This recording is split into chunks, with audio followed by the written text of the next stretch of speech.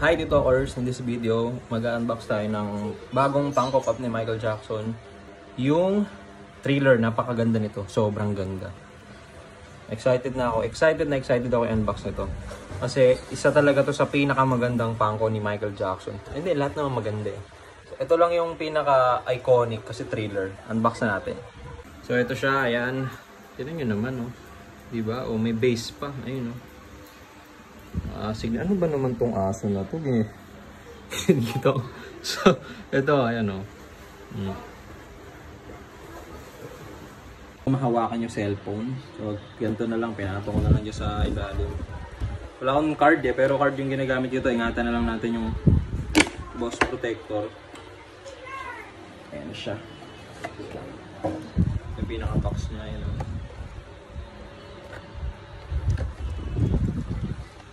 So, ilalim natin buksan. Okay, sobrang excited ako. Sobrang ganda. Napaka-detalyado ng Funko ni MJ ngayon. Tumatayo naman siya. Tinayo ko siya. Tumatayo siya kahit wala nung base. Ayan o. Ayan o. Tumatayo siya o. Kahit ano, walang base. Diba? So, ito siya pag nakalagay na sa base. Ang ganda oh. Grabe. Ayan oh. Ay! Ayan oh, tignan nyo. Meron pa nung ano, buckles oh.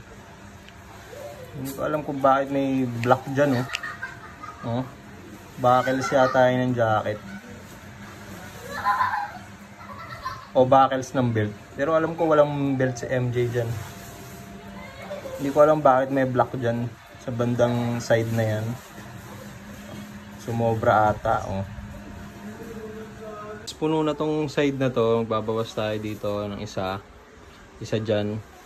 Ito baka ito tanggalin natin para ma-adjust natin yung Thriller, malagay natin dyan.